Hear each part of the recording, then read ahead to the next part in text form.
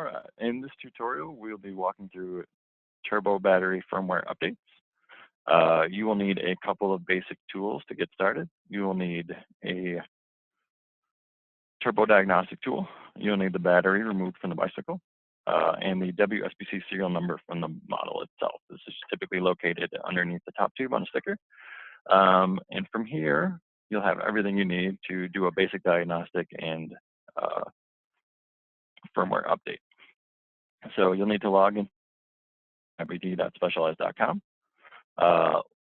From there, you will go to service site, and this will take you to our tech support website. Essentially, from there, you will go to serial number finder. Might have you log in really fast. From there, you will input the serial number of the model you are looking to work on. So we'll put that in the serial number finder. And I have a 2015 Turbo X. So we'll go back to product and service parts finder. We'll type in 2015 Turbo X. Go to that model, click on it. Go to software and firmware. There'll be a couple different options right here. You're going to want to open the specialized turbo battery firmware array. This will open a quick PDF that will be your guide to the appropriate firmware version and serial number for that firmware for the model and a bicycle you're working on. From here, you're going to go back to firmware. This will download, so we are going to click on this. It's going to create a download. I have this set to download to my downloads folder. This firmware application will only operate from a folder. You cannot save it to your desktop and open it. It just will create connectivity issues. From here, we are going to extract all. And I am just going to how to create this. So we'll extract all files in the folder.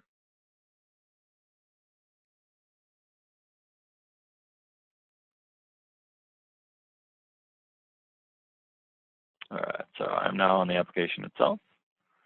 I'm going to open it up. You're going to want to make sure to have everything connected before you open this application. So you'll need the battery hooked up to the diagnostic tool and the battery powered on.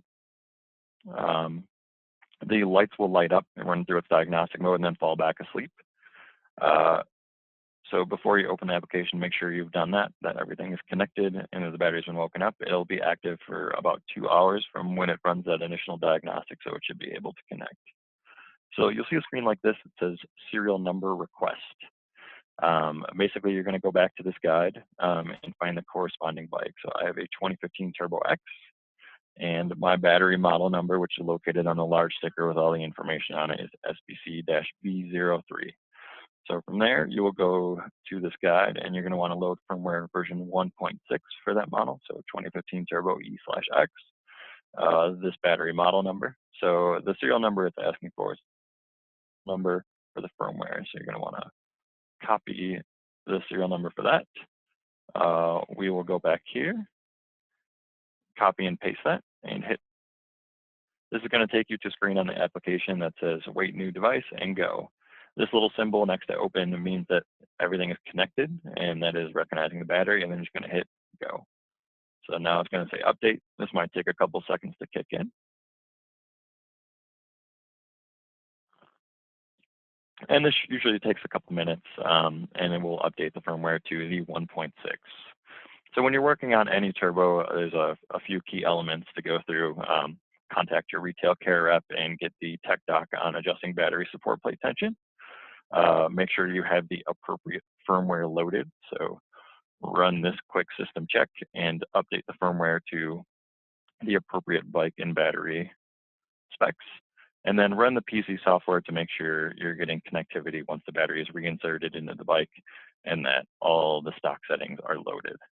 Once you've done that, if you're having any further issues, I would troubleshoot with your retail care rep, and you should be good to go. And we'll just kind of wait this out until it's done updating and close it out, and you will be good to go.